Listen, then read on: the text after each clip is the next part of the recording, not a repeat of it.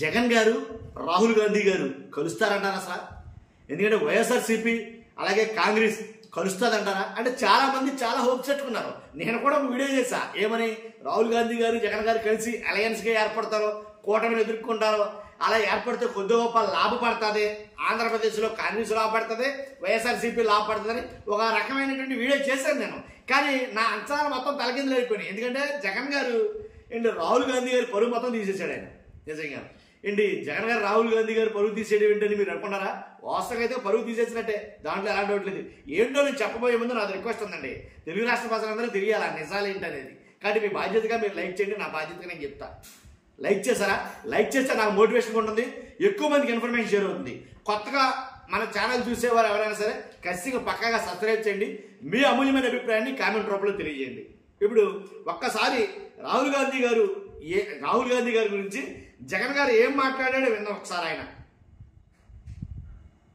ఏదైనా కానీ ఈ రాహుల్ గాంధీ అనే వ్యక్తి ఏదైతే చెప్తా ఉన్నారో, ఎందుకు ఈ రాహుల్ గాంధీ అనే వ్యక్తి ఆంధ్ర గురించి ఎందుకు మాట్లాడడం చెప్పు. విన్నాంగా, ఈ రాహుల్ గాంధీ గారు అనే వ్యక్తి ఆంధ్ర గురించి ఎందుకు మాట్లాడటం లేదు అని జగన్ గారు అడుగుతున్నారు. ఆయన అడిగిన దాంట్లో వాస్తవం ఉందండి, కాదనలేం, దాంట్లో ఎలాంటి లేదు. ఏమడిగాడు ఆయన? జగన్ గారు ఏమడుగుతాడు? రాహుల్ గాంధీ గారు ఆంధ్ర గురించి, ఏపీ గురించి ఎందుకు మాట్లాడటం లేదు, అదే కదా వాస్తవం. చూస్తే అంతే కదా, మాట్లాడటం లేదు మరి ఆయన కూడాను.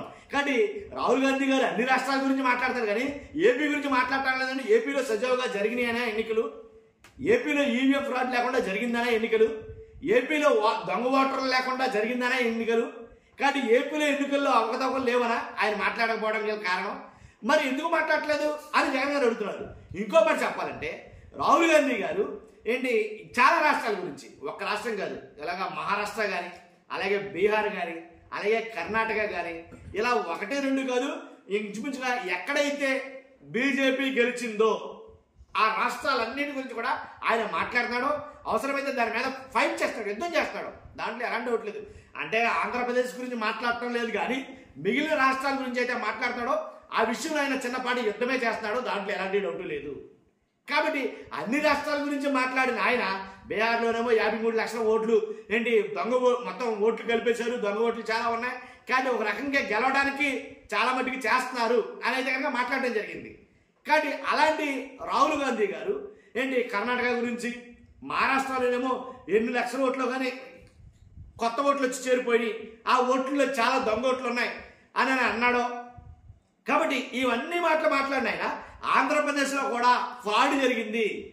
ఏదంటే ఆంధ్రప్రదేశ్లో జరిగిన ఫ్రాడ్ ఏంటిది? ఎక్కడైతే ఛార్జింగ్ ఉండాల్సిన దానికన్నా రెట్టింపు అయ్యిందో, ఈవీఎం బాక్సులు కానీ అవి కానీ లోపల పెట్టినప్పుడు ఎంతైతే ఛార్జింగ్ ఉండాలో అంతకు తగ్గాలి కానీ రెట్టింపు అయ్యింది. ఎందుకు రెట్టింపు అయ్యింది అని రాహుల్ గాంధీ గారు అడగటలా. కాబట్టి 5 నుంచి సాయంత్రం 5 గంటల కాడి నుంచి 8 గంటల వరకు అమాంతంగా ఓటింగ్ పర్సంటేజ్ అనేది పెరిగిపోయింది, పోలింగ్ పర్సంటేజ్ అనేది పెరిగిపోయింది. ఎలా పెరిగింది అని రాహుల్ గాంధీ గారు అడగల. కాబట్టి అంతేకాదు 8% ఉండాల్సిన పోలింగ్ అమాంతంగా 12% ఎలా పెరిగిపోయింది అని రాహుల్ గాంధీ గారు అడగల. కాబట్టి అలాగే మొత్తం చాలా చాలా విషయాల మీద ఆంధ్రప్రదేశ్లో ఏమేమైతే ఏంటి ఒక దాంట్లో అయితే కనుక, ఒక నియోజకవర్గంలో అయితే కనుక అందరూ ఎమ్మెల్యేలు నెగ్గి ఎంపీ మాత్రం వైసీపీ నెగ్గడం ఎక్కడ జరుగుతుంది? అసలు ఎక్కడైనా జరుగుతుందా? జరగదా? దీని గురించి కూడా ఏమి అడగల. అలాగే చాలా వాటి కోసం ఏమీ అడగలేదు రాహుల్ గాంధీ గారు. కాబట్టి అడగలేదు కాబట్టి ఖచ్చితంగా జగన్ గారు ఆయన అంటాడు ఆంధ్ర గురించి అడగడు. ఆయన ఆంధ్ర గురించి అడగడు కానీ చంద్రబాబు నాయుడు గారు అలాగే తెలంగాణలోనే రేవంత్ రెడ్డి గారు బాగానే సఖ్యతగా ఉన్నారు వాళ్ళు అనేది ఆయన మాట్లాడతాడు. ఒక్కసారి మళ్ళీ విందాం ఒకసారి. చంద్రబాబు నాయుడు గారితో హాట్ లైన్ లో టచ్ లో ఉన్నాడంట రాహుల్ గాంధీ గారు. ఇంకెక్కడా నా మొహం ఇంకెవదైతే ఇది.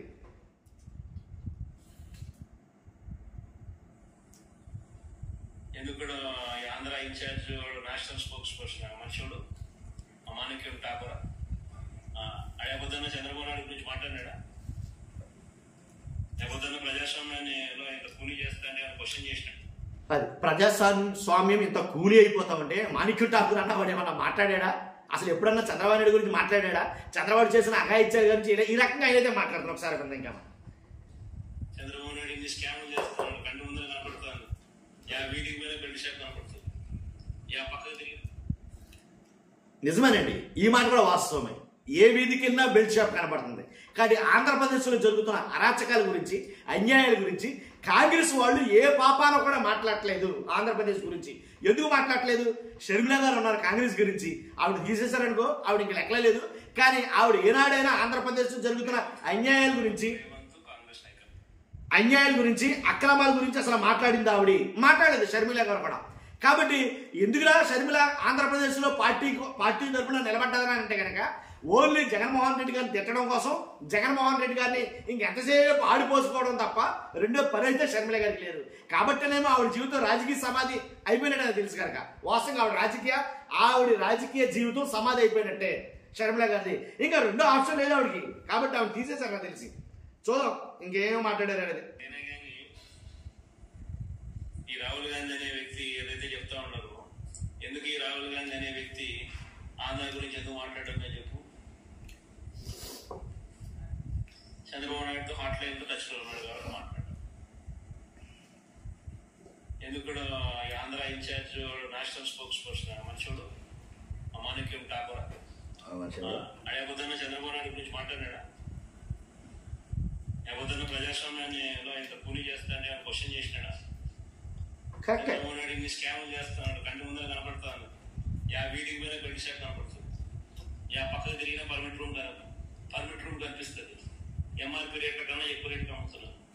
రోజైనా మాట్లాడాడా? మన గురించి, నా గురించి మాట్లాడతాడు. ఎందుకు చంద్రబాబు నాయుడు గురించి ఎందుకు మాట్లాడు? కారణం hot line. Chandrababu, Revanth, Congress high command వీళ్ళు ముగ్గురు హాట్ లైన్ లో మాట్లాడుకుంటారట. అంతే కదా.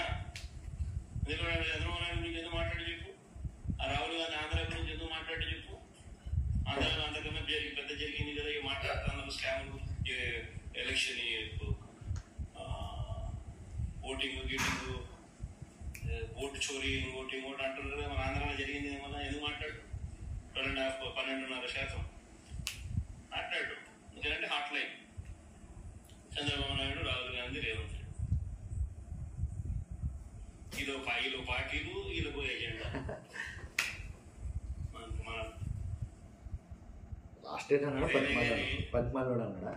ఇది మొత్తానికి అదే అండి. ఏంటంటే ఆయన మాట్లాడే మాటలో వాస్తవం ఉంది. ఎప్పుడు కూడా ఆంధ్రప్రదేశ్లో జరుగుతున్న అన్యాయాల గురించి కానీ, అక్రమాల గురించి కానీ, అక్రమ అరెస్టుల గురించి కానీ, బెల్ట్ షాపులు కానీ, విచ్చలవిడిగా పెరిగిపోతున్న పర్మిట్ రూములు కానీ, అలాగే ఎన్నికల్లో జరిగినటువంటి అవకతవకలు కానీ, ఎన్నికల మీద జరిగినటువంటి ప్రతి దాని మీద కూడా, దేని మీద కూడా కాంగ్రెస్ పార్టీ ఇప్పటి వరకు ఎప్పుడు మాట్లాడలేదు. అది ఎవరు అన్నాడు? ఇది అన్నాడు మాణిక్యం ఠాకూర్, ఇది అన్నాడు ఆయన. కాబట్టి ఆయన కానీ, అలాగే పిసిసి ఎవరైతే ఉన్నారో షర్మిల గారు కానీ, ఇలా కాంగ్రెస్ తరపున ఎవడన్నా మాట్లాడిన పాపాన ఉన్నాడా? మరి అలాంటప్పుడు ఏం మాట్లాడతారు వీళ్ళంగానో? వీళ్ళ పార్టీ వీళ్ళ అన్నట్టుగా ఆయన మాట్లాడాడు. కాబట్టి నాకు తెలిసి తెగ్గొట్టేశాడు ఆయన. కాంగ్రెస్ పార్టీకి, వైఎస్ఆర్సీపీకి సంబంధమే లేదు. కాబట్టి చాలా మంది చాలా రకాలుగా కొన్ని వేల వీడియోలు అయితే చేస్తారు. రాహుల్ గాంధీ గారును జగన్మోహన్ రెడ్డి గారు పక్కనే కూర్చుంటారు. ఎందుకంటే వాళ్ళిద్దరు కలుస్తారు, కలిసి యుద్ధంగా అయితే వెళ్తారో, కలిసి పోటీ చేస్తారో, కలిసి వెళ్తారు. కలుతాలు ఏం లేదు, మొత్తం ఎక్కడ సింపడాడు అవతల ఈయన ఒక మొక్కలో చెప్పాలంటే కనుక. కాబట్టి ఈయన కలుతం అనేది జరగదు. కాబట్టి అది లేదుక. కాబట్టి చాలా మంది హోప్స్ పెట్టుకున్నారా? ఏం లేవు. కాబట్టి వాస్తవంగా కలవాలంటే కనుక ఈ మాటలు అయితే మాట్లాడి ఉండాల్సిందేమో. ఆంధ్రప్రదేశ్ మీద జరుగుతున్న అన్యాయం గురించి కానీ, ఎన్నికల్లో జరిగిన ఆ తప్పుల గురించి కానీ, ఇలా ప్రతి దాని మీద ఆయన మాట్లాడుతుంటే ఇంకా బాగుండేమో. చూస్తున్న మీరు అందరూ కూడా ఫస్ట్ అయితే లైక్ చేయండి, మీ అభిప్రాయాన్ని కామెంట్ రూపంలో తెలియజేయండి. కొత్తగా మన ఛానల్ చూస్తే పక్కాగా సబ్స్క్రైబ్ చేయండి. Thank you very much.